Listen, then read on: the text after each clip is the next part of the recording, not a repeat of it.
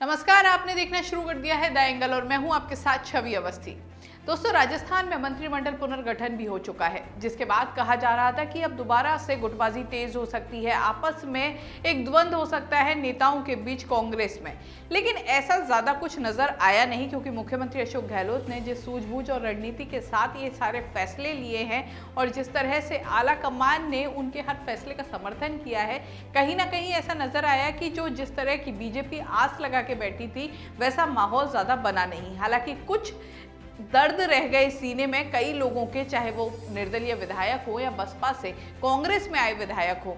अब ऐसे में लगातार कहीं ना कहीं उनको भी घेरने की कोशिश की गई, बयानबाजी भी आई, जिसमें निर्दलीय विधायक बाबूलाल नागर का भी बयान आया, बसपा से कांग्रेस में जो विधायक आए उनके भी बयान आए। अब इनको साधते हुए मुख्यमंत्री अशोक गहलोत ने निर्दलीय विधायकों में से चुनिंदा विधायकों को मुख्यमंत्री सलाहकार का पद भी दे दिया। लेकिन कहा यह जा रहा है कि आने वाले समय में दोबारा से कुछ ना कुछ जो ये निर्दलीय विधायक हैं या फिर जो बसपा से कांग्रेस में आए हैं या फिर जो अन्य उनके विश्वसनीय लोग हैं, उनको कोई ना कोई पद जरूर मिल सकता है। लेकिन इसी बीच एक वीडियो वायरल हुआ है। पर एक बात मैं निवेदन जरूर करूंगा। आपने कहा कि सिरोही जिले में कांग्रेस कमजोर है। ये सवाल कार्यकर्ताओं का नहीं।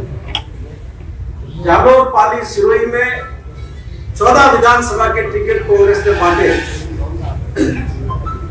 14 में से 13 जगह पर कांग्रेस ने की। 2 जगह ऐसी थी, सिरोही और मारवाड़ जंक्शन, जहां कार्यकर्ताओं ने आपकी गलती सुधार दी और बीजेपी को हरा दी।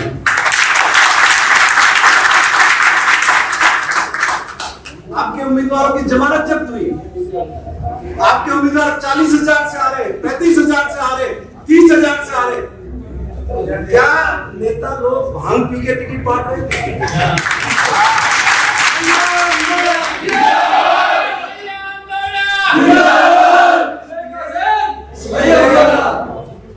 मैं अब भी आपको विनती करना, या चप्पे में जिले में कांग्रेस पर पदाधिकारी बनाने से पहले उनके बूथ का रिजल्ट मंगाओ कि उनके बूथ का क्या रिजल्ट आया।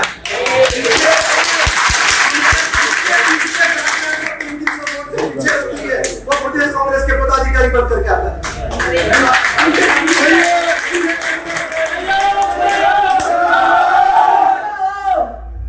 इसलिए कमजोरियां निकालनी है तो रिकॉर्ड सामने रखो और फिर फैसले करो।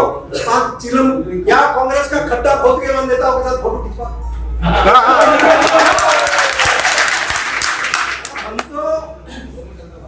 हम तो जो है वही रहेंगे। बीजेपी को ठिकाने लगाने के लिए 24 घंटे हम लोग काम कर रहे हैं।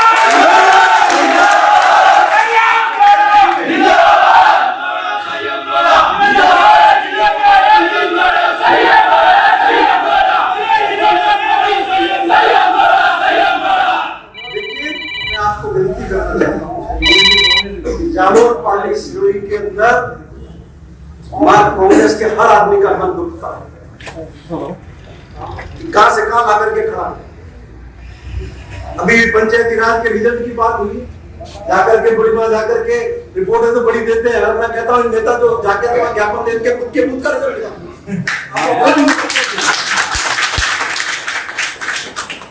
लेकिन फिर भी अशोक गहलोत की क्रेडिबिलिटी है, अशोक गहलोत की विश्वसनीयता है।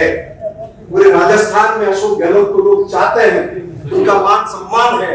उनके फैसलों के आधार पर लोग अभी भी कांग्रेस से जुड़े हुए हैं, जुड़ना चाहते हैं और आगे भी मजबूत करना चाहते हैं।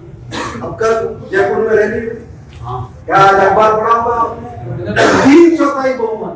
अरे तुम्हारी वल्लभ नगर में जमानत जब्त हुई है, नंबर पर रहे और उससे पहले जो बाई इलेक्शन हुए उसमें भी हजारों वोट से आ रहे, कोई दिन में तो सपने।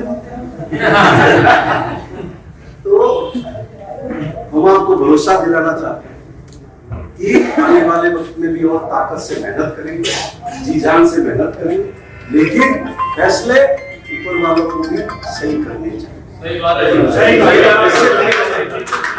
और मैं आपसे विनती करूंगा अधिक से अधिक संख्या में हम सबको जयपुर की रैली में चलना।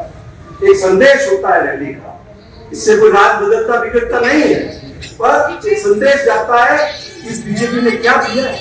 ये वीडियो है जो निर्दलीय विधायक हैं, कांग्रेस के समर्थक माने जाते हैं, वरिष्ठ विधायक संयम लोढ़ा का।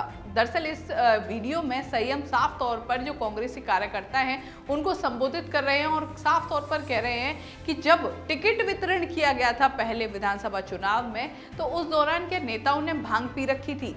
इस पूरा जो ये घटनाक्रम है इसको जोड़ के देखा जा रहा है क्योंकि उस समय सचिन पायलट प्रदेश अध्यक्ष थे।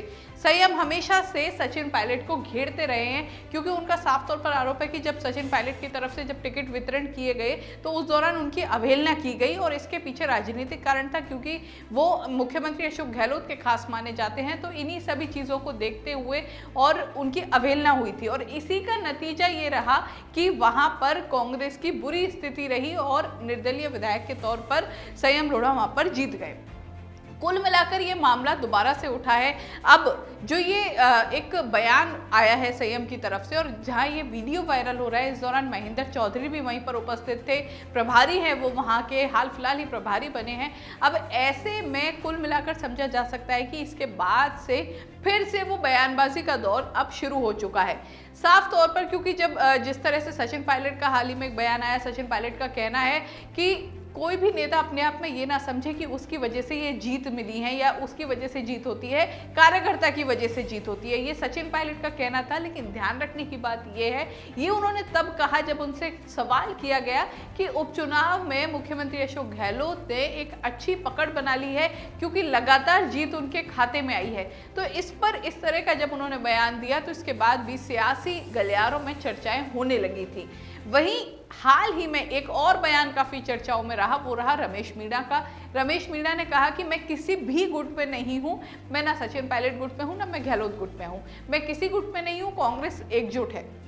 जो रमेश मीणा हमेशा से सचिन पायलट के पक्के समर्थक माने जाते थे, उनका इस तरह का बयान आने के बाद कई तरह की बातें होने लगी हैं।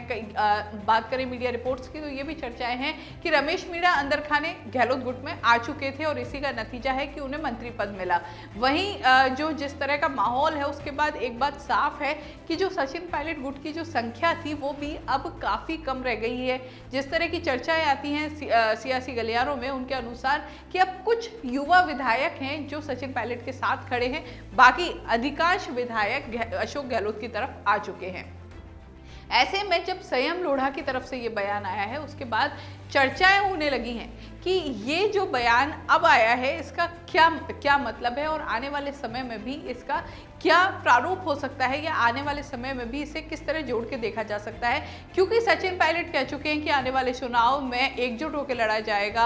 और जिस तरह से लगातार उनकी बयानबाजी है उससे एक बात साफ है कि वो कहीं ना कहीं अपने आप को तैयार कर रहे हैं आगे के लिए। तो ऐसे में एक बात साफ है कि जो गहलोत गुट है वो कहीं से भी सहमत नहीं है कि सचिन पायलट को राजस्थान में कहीं से भी जगह दी जाए, क्योंकि जिस तरह का माहौल बना था, जिस तरह से जो घटनाक्रम हुए थे, उसके बाद एक नाराजगी होना भी लाजमी था और वही नाराजगी है। और आलाकमान की तरफ से भी लगातार सचिन पायलट को राजस्थान से बाहर ही रखा जा रहा है। जितने भी बाहर के जो भी उनको टास्क दिए जा रहे हैं वो राजस्थान से बाहर के दिए जा रहे हैं।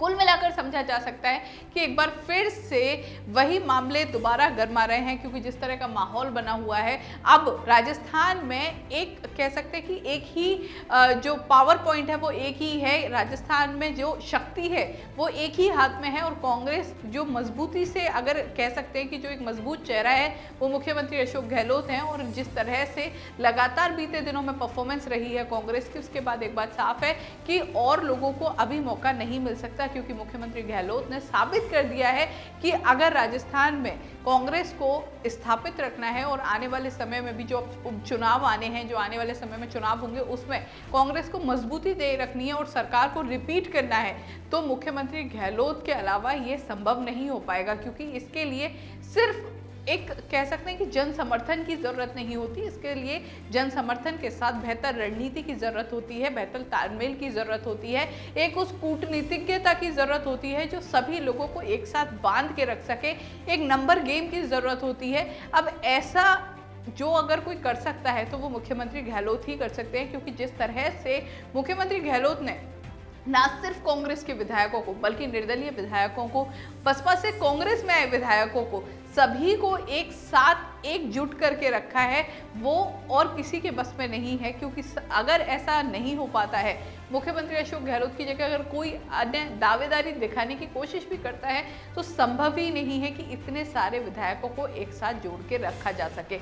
ऐसे में साफ तौर पर बीजेपी को मजबूती मिलेगी। और इस समय जो बीजेपी की स्थिति है, कुल मिलाकर बीते कई सालों बाद राजस्थान में बीजेपी की स्थिति इतनी कमजोर हुई है, क्योंकि तीसरे से चौथे नंबर पर बीजेपी कई जगह आई है। और सबसे बड़ी समझने की बात यह है कि वो उन सीटों पर आई है जो उसकी परंपरागत सीट है। तो कुल मिलाकर समझा जा सकता है कि राजस्थान की राजनीति में जो लंबे समय से एक धीरे धीरे कुछ द्वंद्व चल रहे थे, उसके बाद जो एक ज्वार भाटा बीच में आया, और उसके बाद जब ये कुल मिलाकर अब जिस तरह की एक सतह बनी है, इस सतह पर एक ही धनी डोरी है और वो अशोक गहलोत है। क्योंकि आने वाले समय में जो चुनाव होंगे, कहीं ना कहीं मुख्यमंत्री अशोक गहलोत का जो हमेशा से वो कहते भी रहे हैं कि उनका टास्क है सरकार रिपीट करना, और जिस तरह से अब इस टास्क के पीछे अशोक गहलोत लगे हुए हैं, साफ तौर पर देखा जा सकता है कि आने वाले समय में बीजेपी के लिए एक बड़ा चैलेंज रहने वाला है। बीजेपी के सामने एक बड़ा चैलेंज इसलिए भी होगा क्योंकि इस बार अशोक गहलोत का लक्ष्य सरकार को रिपीट करना है, जो कि खुद चाहे वो बीजेपी, क्योंकि जिस तरह से गुटबाजी में है, क्योंकि बीजेपी के नेता आपस में जिस तरह से अलग अलग गुट बना के, जो पहले कांग्रेस की दशा थी आज बीजेपी की है, तो ऐसे में साफ तौर पर बीजेपी के लिए एक बड़ा चैलेंज बन सकते हैं मुख्यमंत्री अशोक गहलोत और राजस्थान की कांग्रेस। इस तरह की खबरों के लिए दाएगा देखते रहिए, चैनल को जरूर सब्सक्राइब कीजिए, वीडियो पसंद आए तो शेयर करना ना भूलें। नमस्कार।